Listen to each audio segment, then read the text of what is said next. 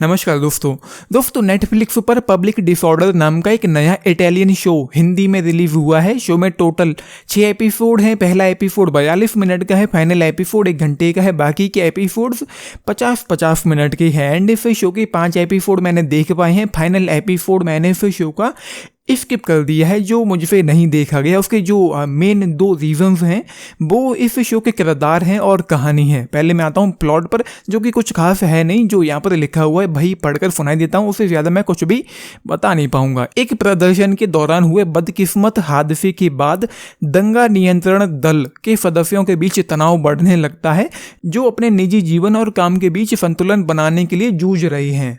एक हादसा हो जाता है, उसके बाद एक इंक्वायरी बैठती है, सभी की जांच होती है, चीज़ें पता लगाई जाती हैं कि क्या हुआ है, क्यों हुआ है, कैसे हुआ है। बाकी की चीज़ें आप लोग खुद ही देख लेना अगर देखना चाहें तो। उसके अलावा इस पूरे शो में जो मेन रीज़न मैंने कहा था इस शो को छोड़ देने का, वो है इसके किरदार और कहानी ज़्यादा कुछ अच्छी है नहीं, बिल्कुल भी।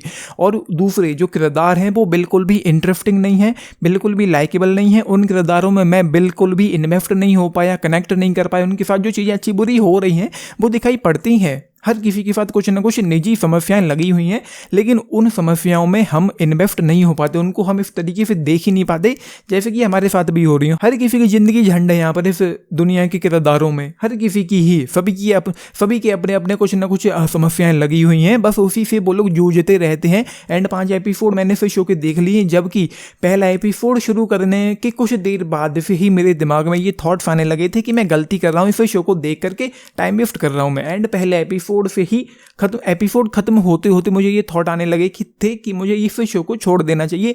सेकंड एपिसोड में, थर्ड एपिसोड में, फोर्थ एपिसोड में तो मैं बिल्कुल ही छोड़ देने वाला था, लेकिन फिर मैंने किसी तरीके से 5वां एपिसोड भी मैंने देख लिया ना चाहते हुए भी। बाकी फाइनल एपिसोड फिर फाइनली मुझे फिर नहीं देखा गया है, तो मैंने फाइनली जाकर के उसको छोड़ दिया है। एंड इस दुनिया में ना तो कोई इंटेंसिटी है, ना कोई एक्साइटमेंट है, ना कोई थ्रिल है, ना कोई फील है, ना कोई वाइब है, ना कोई इमोशन है, ना सोल है, ना डेप्थ है, ना किरदार अच्छे लगते हैं। मतलब मैं एंगेज ही नहीं हो पाया इस दुनिया में, इस दुनिया के किरदारों में मैं इन्वेस्ट ही नहीं हो पाया, कनेक्ट ही नहीं कर पाया, रिलेट ही नहीं कर पाया, बस चलता जा रहा है। और हालांकि शो में मसाला है, ऐसा नहीं है, लेकिन राइटिंग और पेसिंग अच्छी नहीं है। काइंड ऑफ बोरिंग, ठंडा, लेंदी फील होता है। इतने लंबे एपिसोड्स बहुत ज़्यादा फील होते हैं, बहुत ज़्यादा ठंडा है, बोरिंग फील करवाता है, लेंदी है।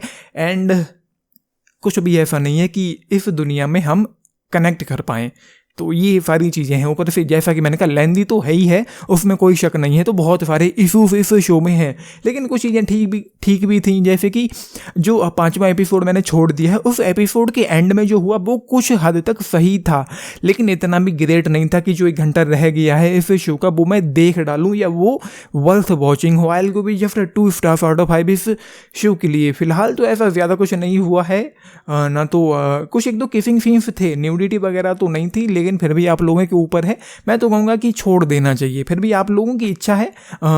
फर्स्ट एपिसोड देखो, अगर इंटरेस्टिंग लगता है, आप लोगों को मज़ा आ रहा है, मे बी मेरे थॉट आप लोगों से अलग हो सकते हैं। अगर आप लोगों को मज़ा आ रहा है इस शो को देखने में तो डेफिनेटली देखो, और एंड हो जाए, ख़त्म करो तो मुझे बताना कि कैसा लगा है एंड में। बाकी यही है।